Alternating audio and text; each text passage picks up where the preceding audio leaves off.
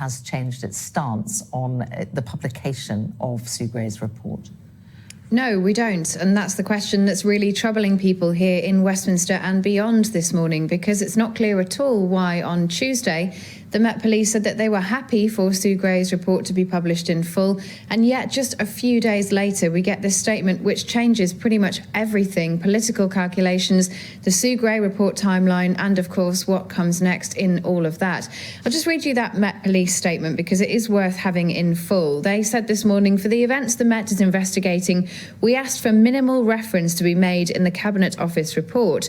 The Met did not ask for any limitations on other events in the report or for the report to be delayed, but we have had ongoing contact with the Cabinet Office, including on the content of the report, to avoid any prejudice to our investigation.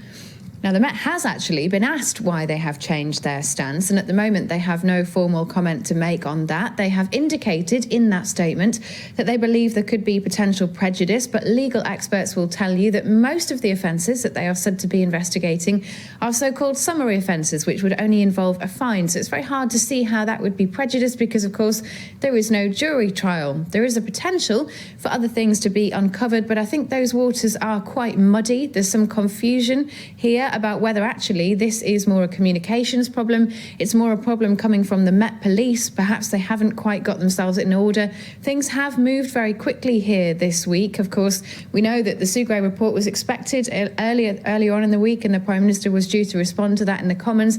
There was a long day of waiting on Wednesday when it sounded like it may or may not come. I think the team in the Cabinet Office behind the Sue Gray report have been, it's fair to say, quite frustrated by these developments. They are now making their own calculation about what should happen next. Do they publish something which doesn't include those 8 events? We don't know which events those relate to. And there is a worry that if they go down that road, then that might mean the report doesn't have much of a bite to it. It might not fairly reflect what Sue Gray believes took place within Downing Street and across Whitehall. So it might not really do the job. Or she could wait and hold back until the Met finish their investigation, but that could be weeks or even months. And there is some frustration, not just from those in that team, but also beyond. People want to see this report. It's been dragging on, and there is now a real sense, actually, from politicians across the board that what's happening just isn't good enough. We are starting to get some reaction from those politicians. Nicola Sturgeon has said things are getting murkier by the moment. The Liberal Democrats reflecting there could be an appearance of an establishment stitch-up. That's the strength of feeling. And Ian Blackford for the SNP had this to say just moments ago.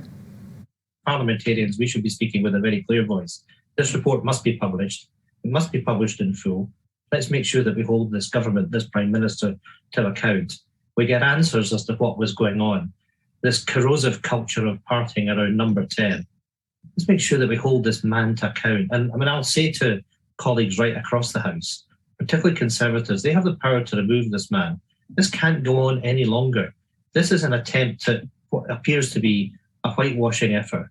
The only one that wins, as I've said, is Boris Johnson. There will be people out there who want to know what Number 10's involvement potentially was in this situation, whether or not there was any leaning on the Metropolitan Police, potentially, to change the timing of this. There has been a question posed of the Prime Minister's official spokesman this morning at the lobby briefing that we have for journalists. That, of course, happens every morning. They have said that they believe it is not the case that there was any intervention by Number 10 with that process, and that it's for the Cabinet Office to liaise with police. But at the moment, as you asked me at the very start there, why has there been this change from the Met Police? We just don't know. And there are many people now who suggest that actually that is the key question that needs answering today, because it has huge ramifications for the politics here and for how things look, whether or not the Met Police is doing its job properly.